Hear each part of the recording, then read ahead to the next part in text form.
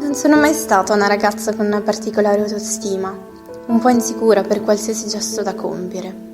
Cercavo sempre di accontentare gli altri, pensando sempre prima ad essi e lasciando sempre me stessa per ultima, e molto spesso nemmeno pensandoci. L'inizio nel mio percorso professionale è cominciato con uno stage nel reparto di ginecologia ostetricia presso l'ospedale civico a Lugano, dove ho cominciato a capire le varie dinamiche lavorative dei vari componenti dell'equipe curante, i tempi e i compiti a cui in futuro avrei dovuto adempiere. Conoscendo ormai il mio modo di essere, le persone e i compiti da soddisfare erano davvero molti, dai pazienti ai colleghi. Cominciai dunque a dubitare di riuscire a diventare un giorno infermiera. Il primo mese passò relativamente in fretta, ma più andavo avanti, più accumulavo stanchezza. Le mie conoscenze aumentavano proporzionalmente alle richieste. All'inizio del secondo mese di stage mi fu chiesto di scegliere una paziente in particolare per cominciare a seguirla e poi più in là a gestirla. Fui un po' spiazzata dalla richiesta, poiché non mi sentivo per niente pronta, ma pur di non dire di no, accettai e scelsi frettolosamente una paziente arrivata il giorno prima, che avrebbe dovuto partorire nei giorni successivi. Oltre a lei, avrei dovuto comunque continuare a svolgere altre attività di routine e mi resi conto che non appena mi fu proposto di scegliere una paziente, l'assistente di cura, quasi gelosa, mi caricò ulteriormente di compiti. Non vi erano giorni in cui terminassi il mio turno lavorativo nell'orario prestabilito, ma finivo sempre più tardi per riuscire a fare tutto. Nei giorni precedenti al parto della paziente che avevo scelto, non facevo più le pause e se avevo un momento libero lo trascorrevo in camera della signora per conoscerla meglio. La paziente si chiamava Laura, tossicodipendente in cura metadonica.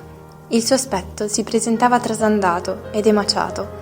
Sembrava non presentasse alcun interesse per se stessa, per il suo aspetto, per gli altri o più in generale per la vita. Non parlava con nessuno e spesso non si lasciava avvicinare. Fu molto difficile entrare in contatto con lei, con momenti anche imbarazzanti, composti da lunghi silenzi da sostenere. Dopo una settimana cominciò ad aprirsi con me, a raccontarmi di lei, della sua vita, che a suo parere non aveva un senso, e ogni giorno mi aspettava cercando di trattenermi il più possibile per potersi sfogare. Tutto questo fu subito notato in reparto, la relazione che si era instaurata tra di noi era evidente, e le colleghe mi misero in guardia dalle possibili conseguenze, in quanto molto spesso i pazienti tossicodipendenti venivano da loro definite come persone manipolatrici. Presi atto dei loro avvertimenti, nonostante questo mi lasciai andare, ascoltando quello che come nina curante sentivo di fare, ossia di dedicargli tempo, poiché è stato grazie a questo che solo dopo una settimana vidi il primo sorriso sul suo viso. Ne fui molto colpita e per la prima volta mi sentii invasa da una felicità indescrivibile.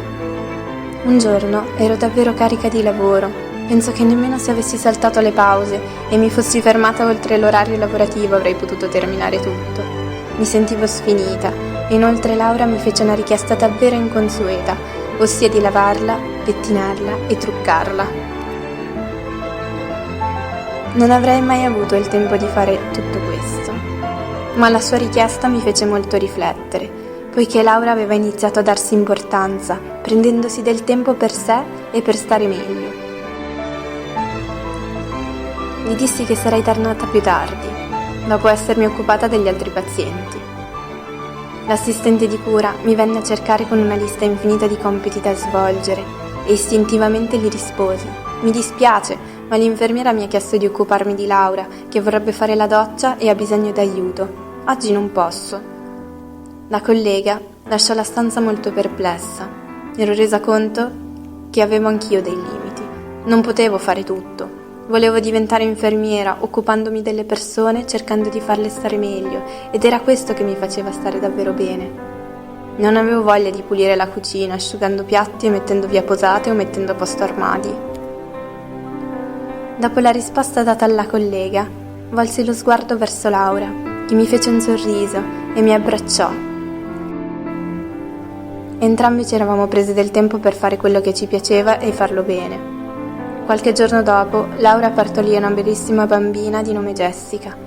Quotidianamente ci occupammo della piccola e vidi in lei un cambiamento radicale del modo di porsi nei confronti di se stessa, valorizzandosi e dedicandosi il tempo per sé e per tutto ciò che la facesse stare meglio. Questo suo cambiamento mi influenzò notevolmente. Iniziai anch'io a prendermi più tempo e a fare le pause se ne sentivo davvero il bisogno.